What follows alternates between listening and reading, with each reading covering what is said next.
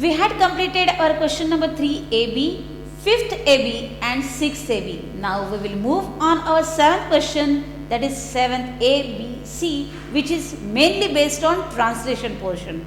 There you are having translation words which you have to translate in your own language of writing. म्हणजेच की ट्रान्सलेशनचा जो प्रश्न आहे त्याच्यामध्ये 3 प्रकार दिलेले आहेत तुम्हाला ABC, ज्याच्यामध्ये शब्द, वाक्य आणि पूर्ण म्हण किंवा इडियम्स किंवा फ्रेजेस हे तुम्हाला ट्रान्सलेट करायचे आहेत, जे की ज्या भाषेत तुम्ही शिकता आहात त्या भाषेत. कोणी इंग्लिश मीडियमला आहे ते करतात इंग्लिशमधले मराठीत करतील किंवा मराठीतलं इंग्लिशमध्ये करतात. इंग्लिश मीडियमवाले, मराठी मीडियमवाले इंग्लिशमधलं मराठीत करतात, हिंदी मीडियमवाले इंग्लिशचं हिंदीमध्ये, गुजरातीवाले गुजरातीमध्ये. त्यांची जी भाषा आहे, लँग्वेज ज्यामध्ये ते शिक्षण घेत आहेत त्या लँग्वेजमध्ये त्यांना करायचं आहे. So we will see first part of this one, those are words.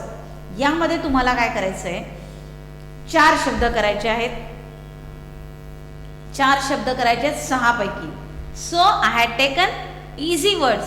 पुस्तकात जवळपास 1.5 लाख शब्द असतील, अप्रॉक्सिमेटली 1.5 ते 2 lakh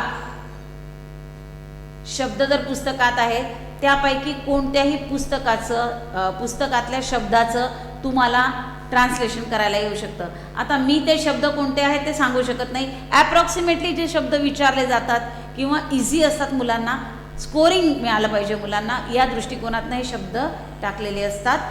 so I had chosen here some of the words. Those are happy. हॅपीचं ट्रान्सलेशन होतं आनंदी. मार्केट, बाजारपेठ किंवा बाजार. ट्रबल म्हणजे संकट. रिसर्च म्हणजे संशोधन. मेसेज म्हणजे संदेश किंवा निरोप. आणि सॅक्रेसली म्हणजे क्वचितच. झाले शब्द. This is a part of 7th question which is based on translation. Second येईल ट्रान्सलेशन ऑफ सेंटेन्सेस. एनी 2 आहेत. 4 दिलेले असतात, पैकी 2 वाक्यांचं भाषांतर तुम्हाला करायचं असतं. मी पुस्तकातल्या वाक्यांमधनं काही वाक्य घेतलेले आहेत. बाहेरचंही वाक्य येऊ शकतं, त्याच्यामुळे काही सांगता येत नाही. इडियम्स आणि फ्रेजेसमध्ये तुम्हाला वाक्यप्रचार किंवा म्हणी यांच्यापैकी तुम्हाला येऊ शकतात, त्याच्यामुळे कोणतं येईल हे नाही, परंतु ॲप्रॉक्सिमेटली इझी ते टाकतात, जेणेकरून तुम्हाला हे पूर्ण 5 मार्क मिळाले पाहिजेत. Okay. So I had taken some of the examples. Don't make noise in the class. हे वाक्य तुम्ही वर्गात असंख्य वेळेला प्रत्येक शिक्षकाकडून ऐकलेलं आहे. Don't make a noise in the class याचा अर्थ होतो वर्गात गडबड गोंधळ करू नका. पेपर्स लिहित असताना सुद्धा तुम्हाला परीक्षक म्हणत असतात, don't make a noise, write your own paper. म्हणजेच गडबड गोंधळ करू नका, पेपर लिहा असं म्हणतात. ओके. सो यानंतर मी घेतलेलं आहे बी ऑप्टिमिस्टिक ऑलवेज. मीन्स नेहमी आशावादी रहा.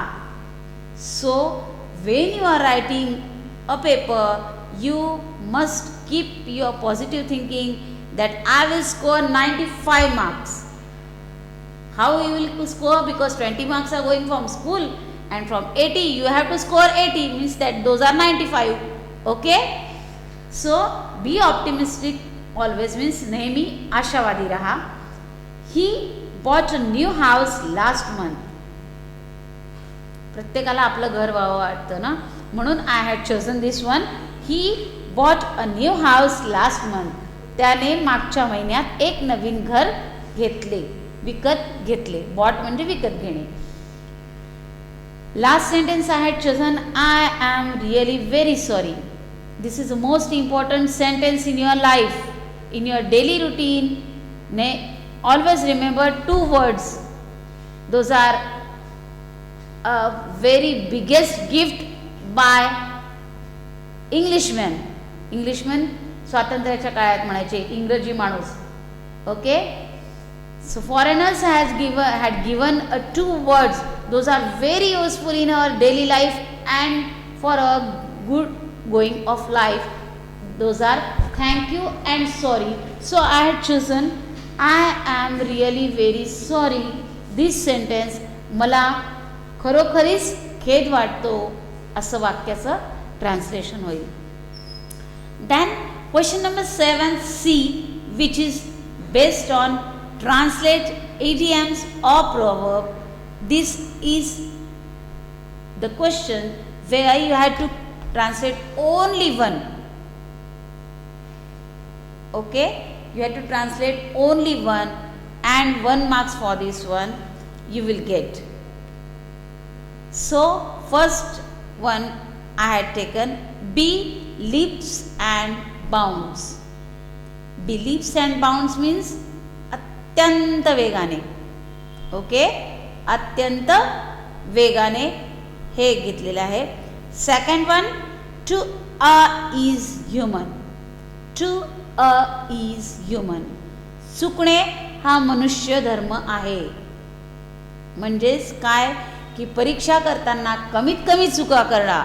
मनुष्य धर्म जरी असला तरीही तुम्ही कमीत कमी चुका करून चांगल्यात चांगले मार्क या विषयात मिळवाव्या अशी मी शुभेच्छा करते. बरोबर आहे ना. हे सगळं मी तुम्हाला आता सांगितलं. आता याच्यातनं तुम्ही किती कराल. म्हणून टू अ इज ह्युमन, चुकणे हा मनुष्य धर्म आहे, हे मी घेतलेलं आहे या ठिकाणी. चुकणे हा मनुष्य धर्म ही म्हण आहे. बरोबर आहे की नाही.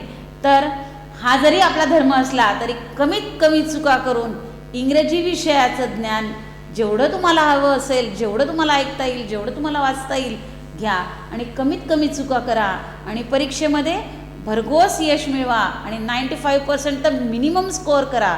I am telling 95% minimum, not maximum. Minimum सांगते आहे म्हणजे 95च्या पुढचेच सगळे राहाल तुम्ही. Okay, so be positive, write carefully, don't make mistake and score as highest as you can and try your level best to write in your question paper. All the best students.